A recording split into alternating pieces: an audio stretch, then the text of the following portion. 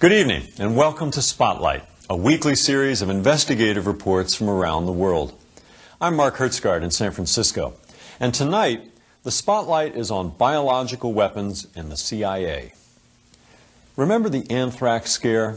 Shortly after the September 11 terrorist attacks, Americans were frightened anew when packets of anthrax were mailed to a handful of journalists and members of Congress. 18 months later, just where that anthrax came from remains a mystery. But the most likely source, say investigators, is the U.S. government itself. The American military's work in this field began during World War II in response to Nazi Germany's pursuit of biological weapons. After the war, the U.S. effort expanded to include experiments with LSD. Years before it became part of the 60s counterculture, LSD was being administered by the CIA, not only to loosen the lips of prisoners under interrogation, but to test the battlefield reactions of unsuspecting American soldiers. Tonight's film tells the story of a CIA agent who helped run these covert programs and may have been murdered because of it. In 1953, Frank Olson plunged to his death from a 13th floor hotel window in New York City. The CIA man who was in the room with Olson said he jumped. An autopsy demanded 40 years later by Olson's son concluded he was pushed. I'll be back afterwards with an update. For now, here is Codename Artichoke. Frederick, Maryland. More than 40 years after his death, the body of former CIA scientist Dr. Frank Olson has been exhumed. Olson's son Eric is convinced his father was murdered by agents of the American government because he wanted to leave the CIA. Dr. Frank Olson was an expert for anthrax and other biological weapons and had top security clearance. Forensic pathologists at George Washington University performed an autopsy and concluded that Olson probably was the victim of a violent crime.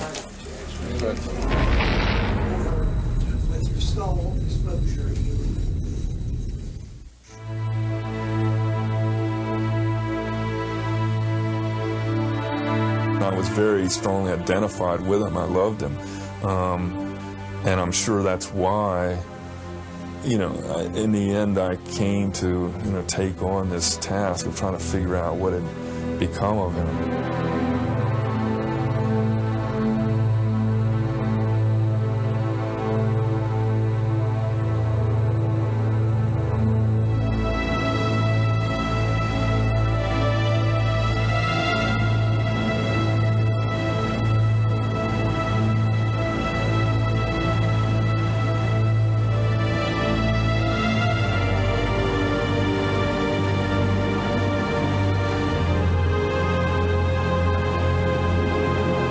It has been 8 years since the exhumation. Eric Olson is still searching for the reasons behind his father's death in November of 1953. Eric was 9 years old at the time. It's a quest he inherited as the oldest of 3 children, to solve the mystery of their father's death. My real memories of my father are not very, many or very clear, because the trauma of his death really kind of darkened a lot of these memories. His death was, so dark and so unmentionable. I mean, after he died, it was a subject that one couldn't really go near. Eric Olson has returned to live in the house his father built for the family in Frederick in 1950. Back then, Olson Sr. was one of the biochemists responsible for the Biological Weapons Center the U.S. Army ran nearby. The anthrax letters that killed 5 and caused illness to several others have haunted Eric ever since.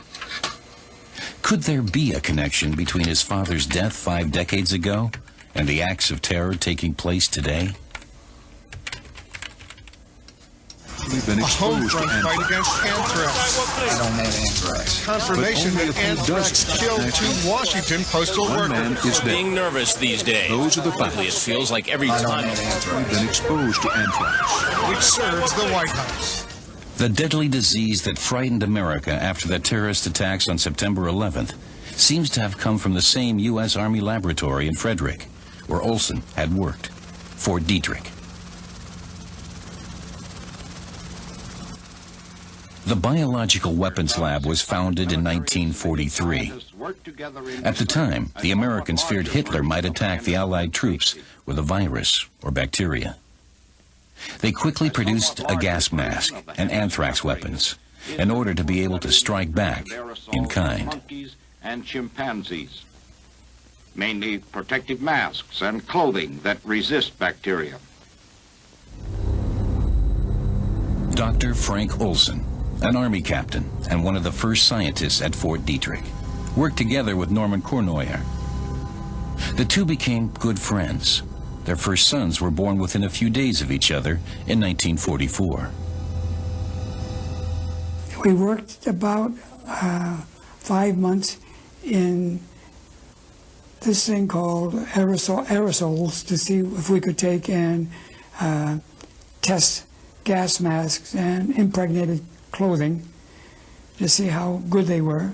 And then one day he was transferred to working on hot agents. He said, "Norm, how about working for me in the hot stuff?" That's what we always referred to it. N was anthrax, X was botulism, and so forth. Christmas 1947. The war is finally over. Norman and his family celebrate together with Alice and Frank Olson and their children. Were we close? Yes, very, very close. Every day of the week for 2.5 years. So you can expect us to be close. Among the things his father left behind, Eric Olson found some home movies and slides. At first, he didn't pay them much attention, but today he sees that material from a different point of view. Might it contain any indication of the secret anthrax research his father was doing after the war? Frank Olson made a hobby of home movies. These scenes reveal nothing of his secret task involving deadly weapons. They show the perfect world of a young father, captured with the latest 8mm camera to hit the market. Afterwards, Frank Olson turned to photography. He brought home a lot of slides from his many travels. His photographs also primarily show private moments. Frank and his wife Alice and son Eric in 1945. Mr. and Mrs. Olson in 1947 with son Eric and daughter Lisa. Christmas 1949 in a tuxedo. Alice had given birth to their third child, Nils, in the meantime. The whole subject of the relationship between a wife and a husband who's doing, top secret classified work is a subject one could discuss at some length, because the wife, I think, develops, uncanny kinds of intuitions about all the things that are not being said, and she knows the limits of what she can ask. And for quite a long time, I think, possibly ever since my father began working at Detrick, actually, that the whole issue of the monkeys dying was a very delicate matter for him. And when he would come home from work for lunch and have a certain kind of expression, she would immediately know that this meant that morning all the monkeys had died, which meant that the experiment had been a success. Arthur Vidic is Frank Olson's brother-in-law. Their families regularly spend their summer vacation together. Vidic remembers Frank Olson as an American patriot who was enthusiastic about working for the Army's biological weapons program.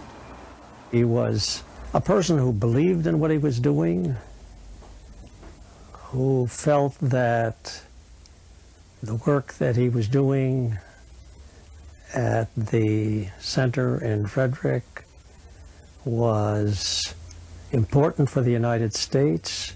He considered himself a terribly loyal and patriotic person. That kind of an attitude of loyalty was one way of expressing your Americanism. Dr. Frank Olson had worked for the U.S. Army's Biological Weapons Laboratory for exactly 10 years when he died in New York in the wee hours of November 28, 1953.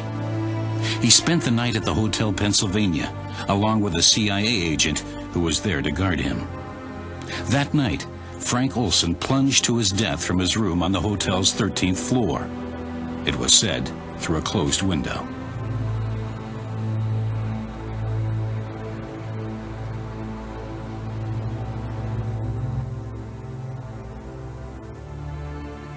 Niels, the youngest of Olson's 3 children, scribbled on the clipping with a crayon.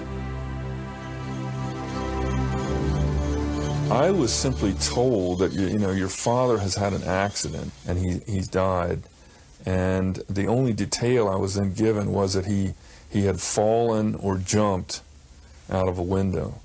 And I remember quite clearly just being totally stupefied by this.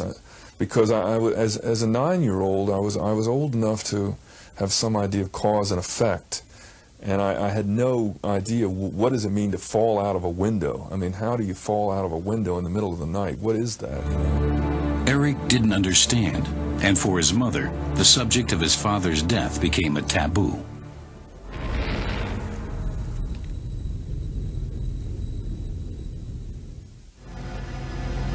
The search for the circumstances surrounding the mysterious death of Dr. Frank Olson begins in 1945 with the liberation of the concentration camp at Dachau, Germany. American troops discovered the corpses of hundreds of prisoners who had been murdered or starved to death. Many of the survivors told U.S. doctors about cruel experiments the camp's doctors carried out using disease, germs, and various drugs. A few weeks later, at Konsberg Castle north of Frankfurt, the scientific elite of Nazi Germany is arrested and questioned by American officers. The name of the project is Operation Dustbin. The American military hopes to evaluate and exploit the findings German researchers made during the war. Among the prisoners at Konsberg Castle is rocket scientist Professor Hermann Obat, who collects autographs from his colleagues. Some of the leading scientific experts in Nazi Germany had been involved in biological warfare, testing the effects of deadly germs on human beings in Dachau and other concentration camps. One of them was Professor Kurt Blume. Blume was the Third Reich's Deputy Surgeon General and the man behind German research into biological weapons. Blume will be among those charged in the case against concentration camp doctors brought before the military tribunal in Nuremberg. He will face the death penalty. In spite of the fact that there is enough evidence against him, Kurt Blume will be acquitted in Nuremberg. The Americans have other plans for him.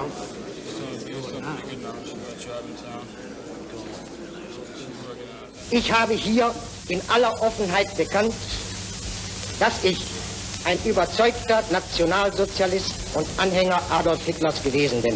We were interested in anyone who did work in biological warfare. Now, did they want to use that, the Nazis? Yes, absolutely. They wanted to use anything that would kill people. Anything. The Americans save Kurt Blume, seen here on the left, from death by hanging. In turn, he provides them with information about the Nazi biological weapons program. One of the specialists interrogating Blume is Donald Falconer, a friend and colleague of Frank Olson. Falconer is responsible for developing anthrax bombs. Today, more than 50 years later, Donald Falconer lives in a convalescent home not far from Friedrich. We had quite a number of meetings.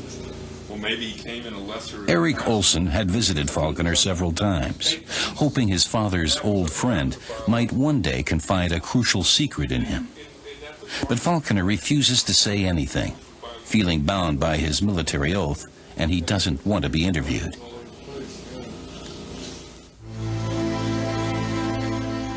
In one of his father's films, immediately following images of his grandfather, Eric discovers a sequence that seems to show secret crop dusting flights that took place in 1947. Using the findings of Blume and other Nazi scientists, the Americans experimented with artificial diseases capable of destroying crops. After this short clip, more family pictures of the children. Meanwhile, in Fort Detrick, a massive arms program is taking place with bacteriological weapons, primarily anthrax spores, which have proven to be highly resistant and therefore suitable for biological warfare. Anthrax is cultivated in this building, then placed in bombs. The Americans are concerned about the Soviets' biological arsenal. If the Cold War should ever turn hot, deadly bacteria might be used as weapons. The Army demands ample weapons at the ready.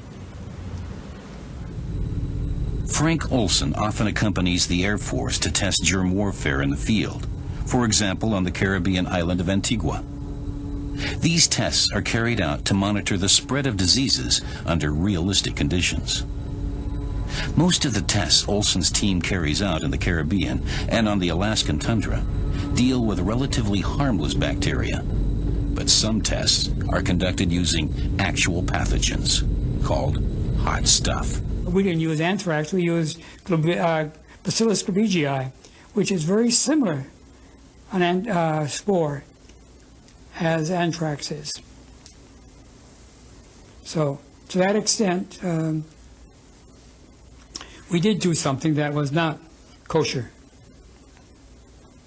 Because we picked it up all over. I mean, it was picked up months afterwards. We'd ride in limousine. It's an easygoing life they led, but they have a secret mission.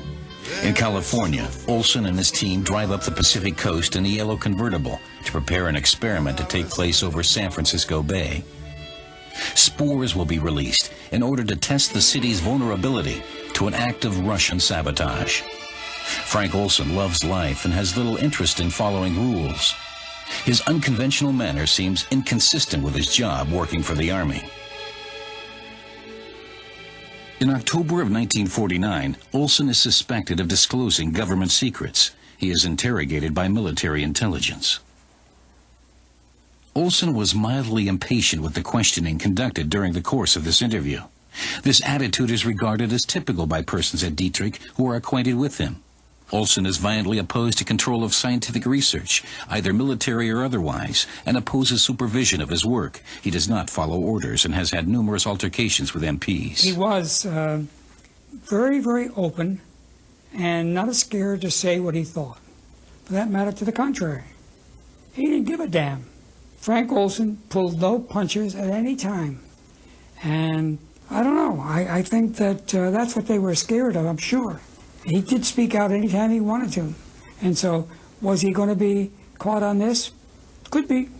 Could be.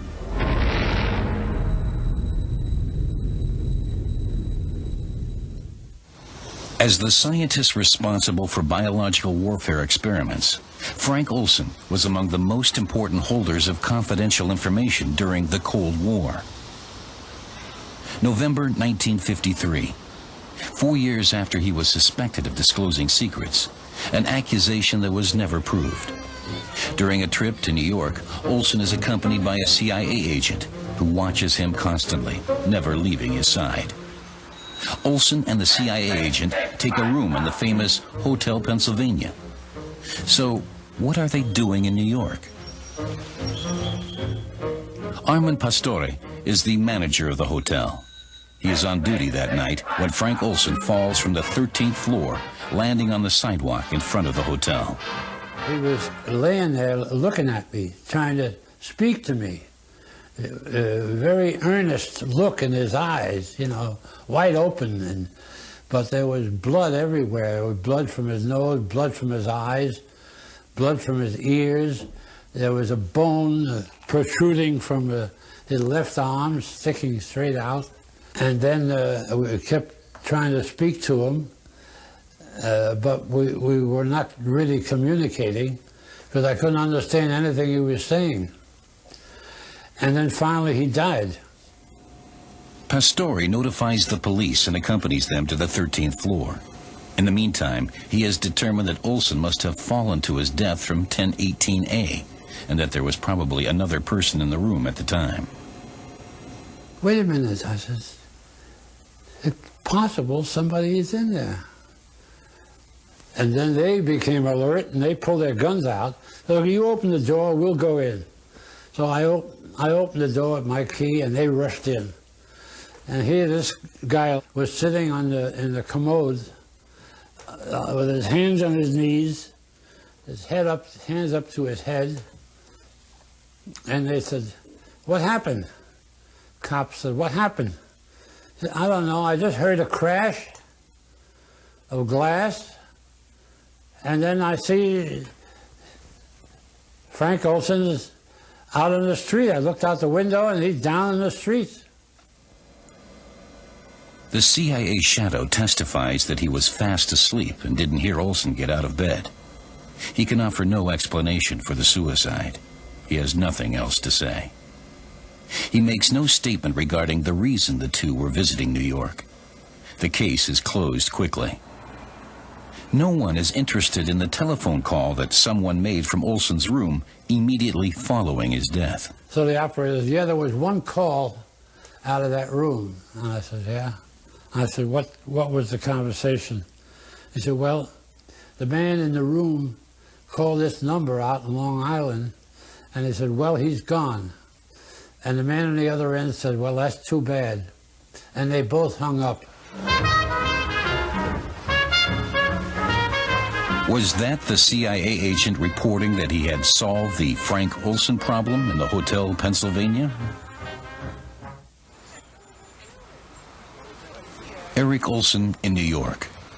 For years now, he's been searching for witnesses who might know something about his father's death, which he considers to be a murder perpetrated by the CIA. He wants to know the motive. Was the government afraid Frank Olson might reveal state secrets? The recent terror attacks involving anthrax were a shock to Eric.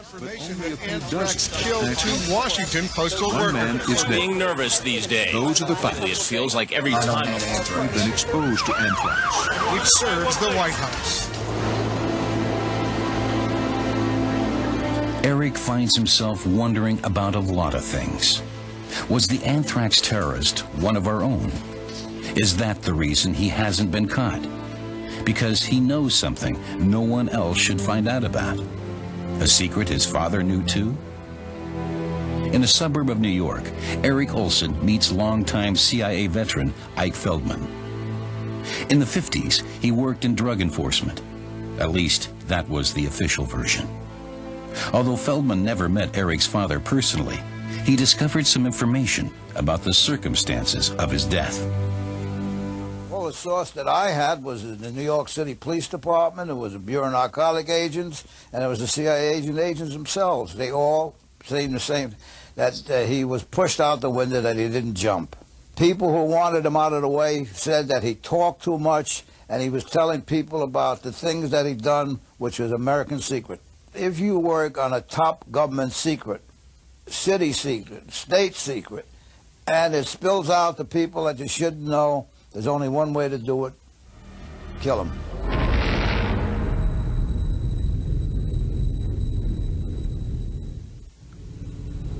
In April of 1950, Dr. Frank Olson received a diplomatic passport, unusual for an Army scientist. Did he have a new job? In the following years, he traveled often to Europe, including making several trips to Germany. Well, he was a member of the CIA. I only found this out after he told me about it, because I didn't know it, because to me he was a captain, and that's all I knew about it at first. But it turns out that he was a CIA agent, and he stayed on, and right on through to 1953. Pictures taken in Frankfurt and Heidelberg will later turn up among Olson's slides. These cities were home to the U.S. Army's most important facilities in Germany. There is also a picture of the top-secret CIA headquarters in Germany, located in the building of IG Farben, in the heart of Frankfurt. What is Olson's new assignment? He is now working in an area that has nothing to do with biological weapons. Here, in the German offices of the CIA, the biochemist is conducting important conversations with U.S. intelligence officers.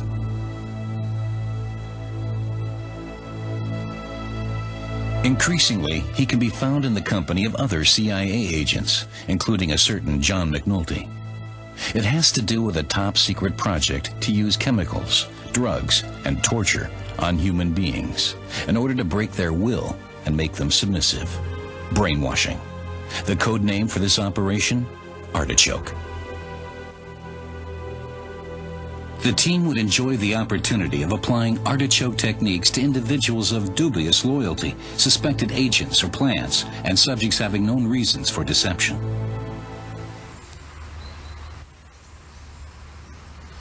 In Oberursel in the Taunus Hills north of Frankfurt, hidden in old half-timbered houses, the U.S. Army led a quiet little interrogation center, Camp King. It was primarily Soviet agents and defectors from East Germany who were kept here, people the CIA considered to be communist spies. Special teams, the so-called rough boys, interrogated the prisoners. Former SS member Franz Gaidosch was hired just after the war by the Americans to tend the bar in the officers' mess at Camp King. Sometime in the year of 1952, in the top-secret interrogation center, Gaidosch runs across another German, Professor Kurt Blume. For a long time, Blume was a doctor at Camp King. He also ran the clinic. He was a protege of the Americans and had been a concentration camp doctor. He conducted experiments. The American officers who lived the good life at Camp King aren't disturbed about Blume's past. Was the former concentration camp doctor expected to lend his experience for their own planned experiments on human beings? A CIA consultant began planning the artichoke experiments as early as September of 1951. The conversations at Oberursel pointed up signs and symptoms of drugs that might be used. We should look into the use of amnesia-producing drugs. Of course, their methods were not humane. They exerted a lot of pressure. There are ways of breaking people. At Camp King, they were notorious, the rough boys. Anything somebody didn't want to reveal, they would try to get it out of them.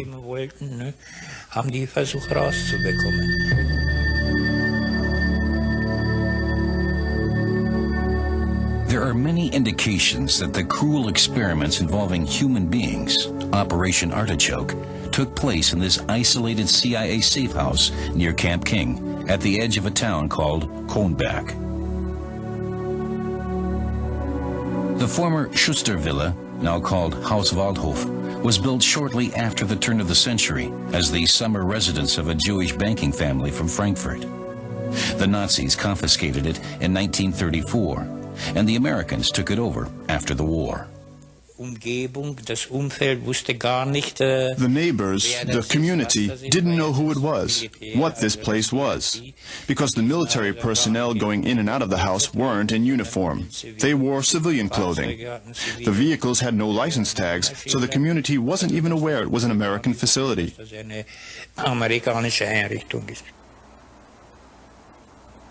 At Haus Waldhof, in June 1952, the CIA begins conducting brainwashing experiments using various drugs, hypnosis, and probably torture. One of the top secret protocols documents a Russian agent being pumped full of medication.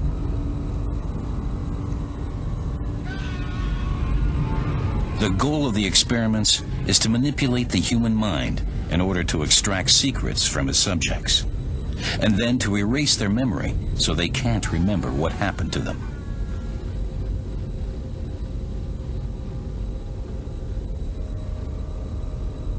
Dr. Frank Olson arrived in Frankfurt on June 12, 1952, from Hendon Military Airport near London.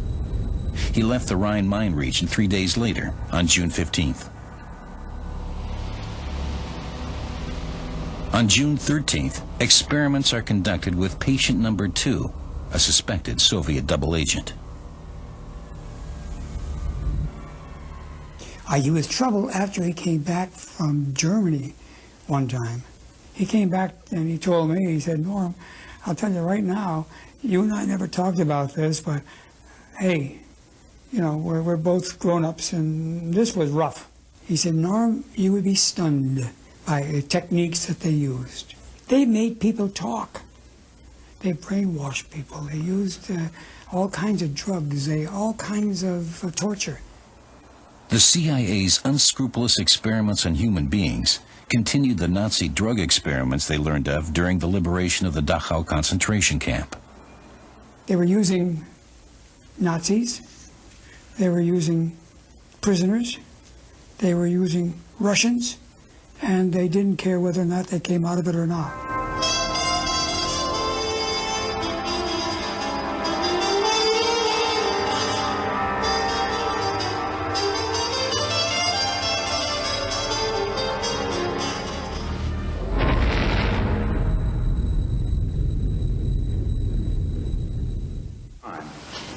One of the things we had to do was to assemble an... Meanwhile, the U.S. Army was conducting extensive experiments with a new miracle drug, LSD. Here, for example, a soldier was expected to assemble a rifle while under the influence of the hallucinogen. The Army's LSD experiments took place on the campus of the Chemical Corps in Edgewood Arsenal.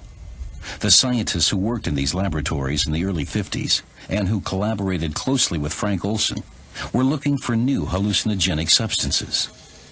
They hoped to find a way to use the drugs on the battleground.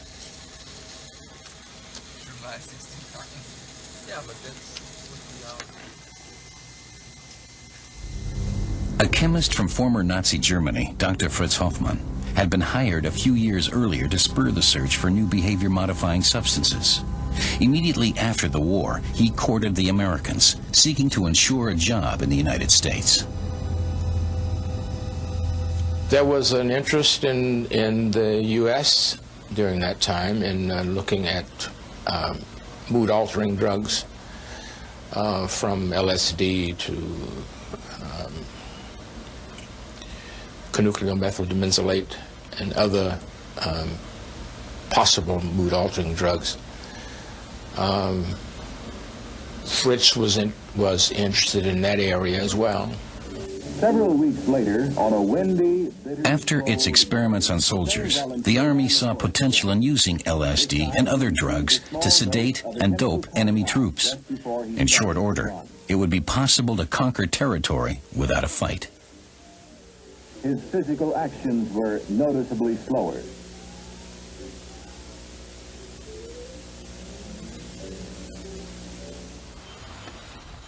A short time later, the CIA begins conducting its own LSD experiments in the bohemian New York neighborhood of Greenwich Village on Bedford Street. But unlike the Army experiments, the subjects of these tests, which took place in an apartment disguised as a brothel, would not be informed. The CIA hired prostitutes to pour LSD into their customers' drinks and then lure them into revealing secrets. My purpose was to see that we got guys up there who we wanted to talk, and through other people we got prostitutes to come in and speak to these guys. And these prostitutes would put something, which I found out later on was LSD, into the drink and make them talk. Either they wanted to talk about narcotics, security, or crime. This was all part of the CIA experiment. They called it dirty tricks. LSD, it was soon learned, was a much more effective way to loosen the tongue than alcohol was.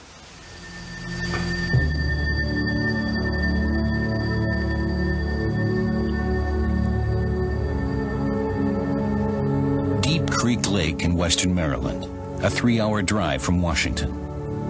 In an isolated vacation house at the edge of the lake, the CIA's Dirty Tricks Department converged here for a meeting with 10 of its scientists in November 1953. The meeting is about artichoke. According to the invitation, it was a conference for sports journalists. But in reality, the participants, one of them Frank Olson, were to be placed under the influence of LSD. One of the drinks has been spiked. Later, it will be said the CIA was conducting a kind of self-test, but without the knowledge of the participants. I don't think, again from what I heard, that he was drugged because he was a security agent. He was drugged because he talked too much. When Frank Olson was later briefed about the LSD experiment, he knew immediately what it meant. They had interrogated him with artichoke techniques. Friday evening, he came home and spent the weekend, in this house with my mother and brother and sister and me. And during much of that weekend, they sat on a sofa, which was just over here, and it was a foggy November weekend, as she described it. And they sort of sat there, holding hands and kind of staring out these big windows into the fog. And he described having made something he referred to as a terrible mistake. The CIA brings Olson, accompanied by an agent, to New York. In the hotel, they are joined by a doctor working for the Secret Service, who administers medication. Frank Olson has become a security risk, but it seems the CIA has already found a solution.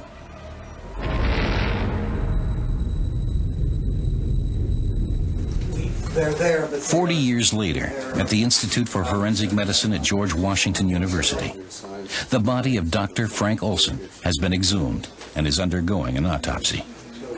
Eric wants clarity once and for all.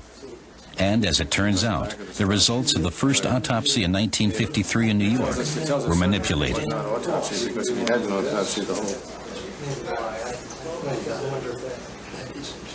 A report from New York City in the medical examiner's office, which I had before me, was totally inaccurate in some very important respects.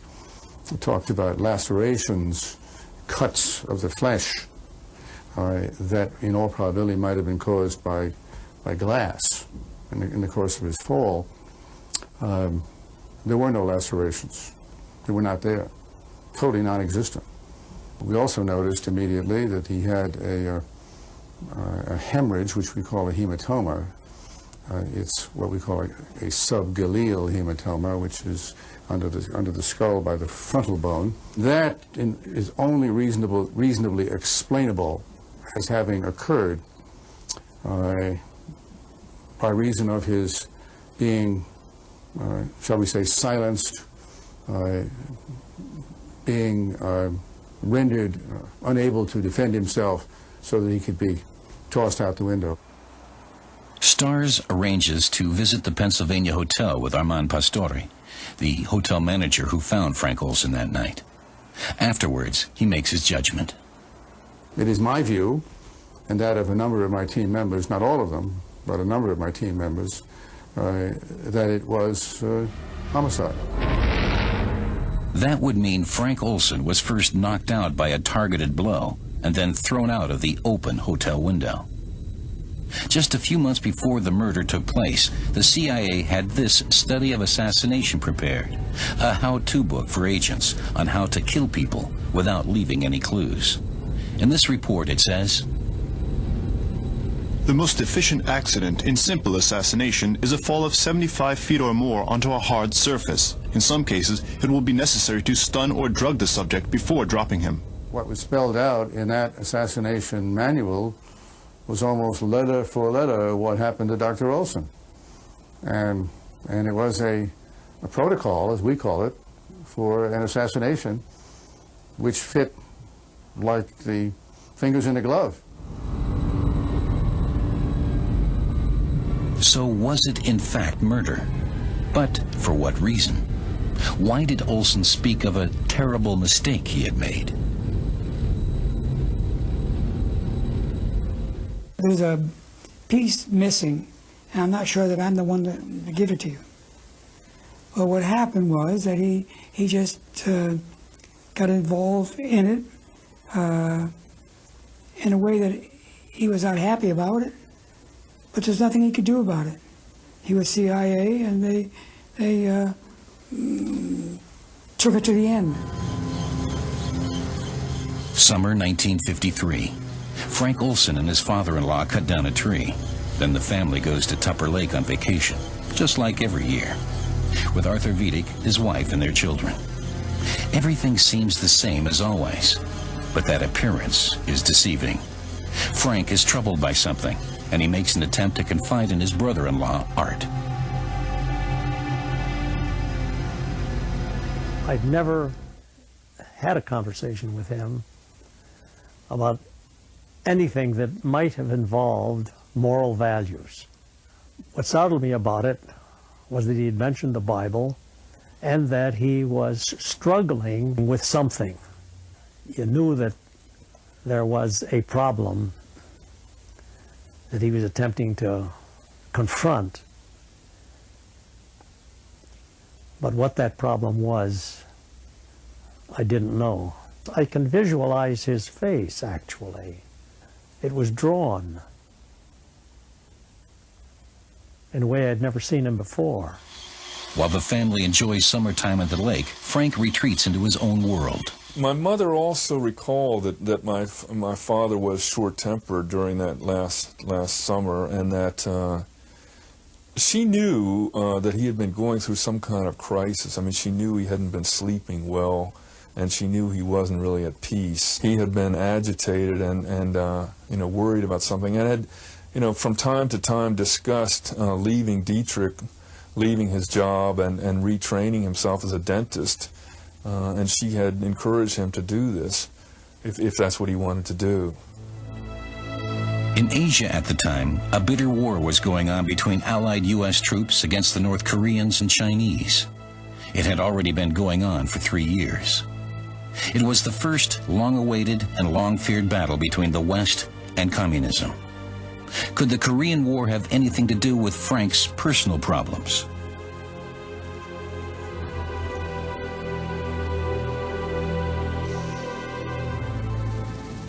He still has an office here in Fort Detrick, in the U.S. Army Center for Biological Weapons. At the same time, he is working for the CIA. Among the tasks of the Dirty Tricks Department in Building 1412 are brainwashing, drugs, and torture, as well as murder by means of poisons and bacteria. On July 17, 1953, Olson celebrates his 43rd birthday with friends. A few days later, he leaves for the last trip he will ever take. He took his movie camera. First stop, London. First objects filmed, Big Ben and a parade on the Mall. Then on to Paris. Near the Eiffel Tower, his 2 CIA colleagues sit in a sidewalk cafe and watch pretty French girls go by. On the left is John McNulty.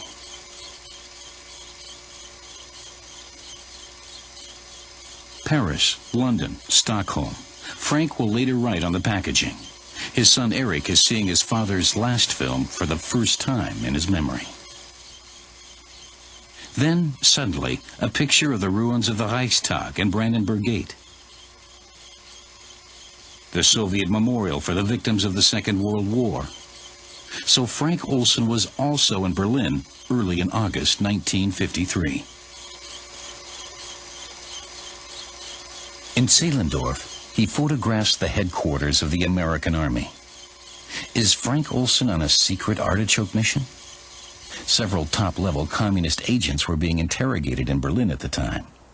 It was a time of intense political and military tension in the divided city, just weeks after the civilian uprising in the Soviet sector. At the Army headquarters in Berlin, Olson apparently witnessed brutal interrogation methods.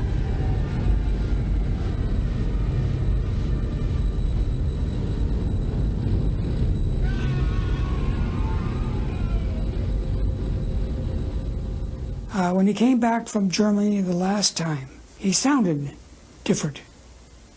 When he talked to me, he said, I can probably tell you things that I can't tell other people because you're still in top secret material, but the people that he saw in Germany went to the extreme.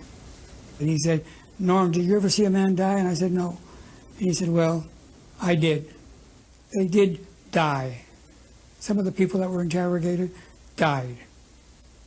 So you can imagine the amount of work that they were doing on these people.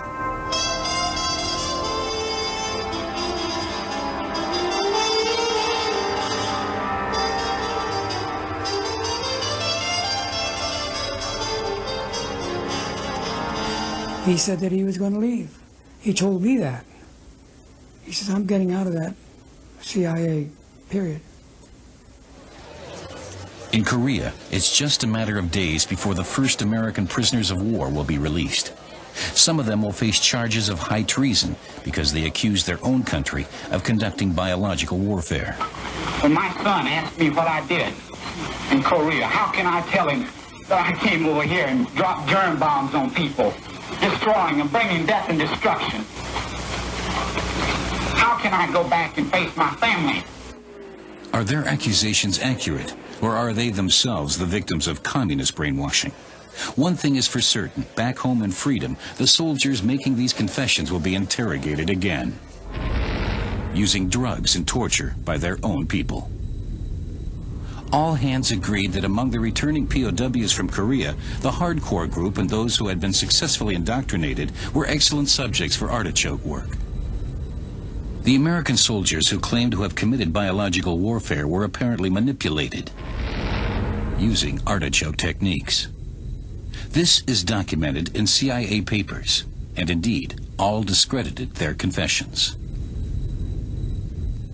I did sign a confession relating to germ warfare, but the statements contained in this confession were false. They were obtained under duress from the Chinese communists. And by making these statements, I deliberately attempted to put in as much as was false and ridiculous as I could possibly get away with. I took an oath when I left the Army I wouldn't talk about that. I'm sorry. The Korean War Memorial in Washington honors the Americans who died in that fight. Of those who returned, some were interrogated by the CIA using cruel methods and forced to rescind their confessions. But were the confessions the truth? Did the Americans in fact use biological weapons in the Korean War? As a test? And was this the secret Frank Olson knew and might disclose? This fits with what my mother had always said: Korea really bothered your father. Finally, when one of my father's colleagues, within the past year only, told me that, my father had come to understand that Korea was the key thing, and that they were using biological warfare methods in Korea. So, and then I proceeded to ask him, well, what about the germ warfare confessions? That this was alleged to be by the American government. These confessions made by the American servicemen were immediately discredited under the idea that these were manipulated and produced only by the effect of brainwashing. And at that point, my father's colleague looked at me and he said, as if to say, read my lips, he said, it wasn't all brainwashing. Would this colleague, Norman Kuhnoyer, repeat this statement in front of the camera? He has never made a public statement, neither about Frank Olson nor about biological warfare in the Korean War. Will he, now in his 80s, pay last respects to his old friend Frank Olson, and to Frank's son Eric, who takes part in this conversation? I took an oath when I left the United States Army that I would never divulge that type of stuff. You divulged it to me. You can't prove it, can you? I can assert it. I mean, you told me. Hearsay. So you don't want to say it? No, I don't want to say it. But there were people who had biological weapons, and they used them. I won't say any more than that. They used them.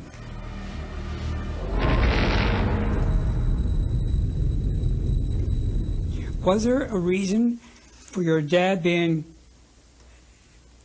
killed by the CIA? Probably so.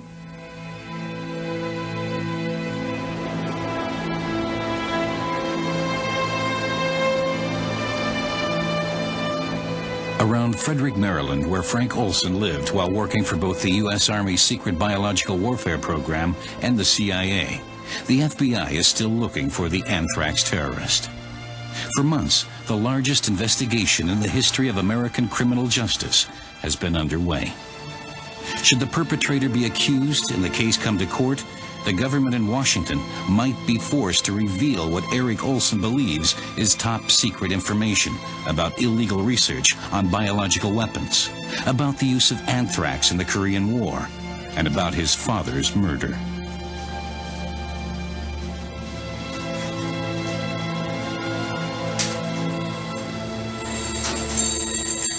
Eric wants to tell his friend Bruce about the latest evidence. Bruce has been at his side throughout his years of research. Once in the summer of 1975, the American government didn't hesitate to see to it that the truth was not made known. The conspiracy originated at the top, in the White House, initiated by Donald Rumsfeld and Richard Cheney. It had just been learned that the CIA allegedly drugged its employee Frank Olson with LSD before his supposed suicide. Rumsfeld and Cheney, heads of the White House Chiefs of Staff, at the time recommended to President Gerald Ford that he apologize to the family in the name of the government and to support retribution in order to prevent worse things from happening. That's the content of this White House memo. There is the possibility that it might be necessary to disclose highly classified national security information in connection with any court suit or legislative hearings. 10 days later, Ford hosted the Olson family and apologized. This allowed him to remain silent about state secrets and the true reasons for Frank Olson's death. What this means for me is that, national security homicide is not only a possibility, but really it's a necessity when you have a certain number of ingredients together. If you're doing top secret work that is immoral, arguably immoral, especially in the post-Nuremberg period, and arguably illegal, and at odds with the kind of high moral position that you're trying to maintain in the world, you have to have a mechanism of security which is going to include murder. The two politicians who collaborated in the conspiracy in 1975, Rumsfeld and Cheney, are back in power as Vice President and Secretary of Defense of the government of the United States. The Frank Olson case, it seems, is far from closed, even 50 years later. That, at least, is one thing of which Olson's son is now certain.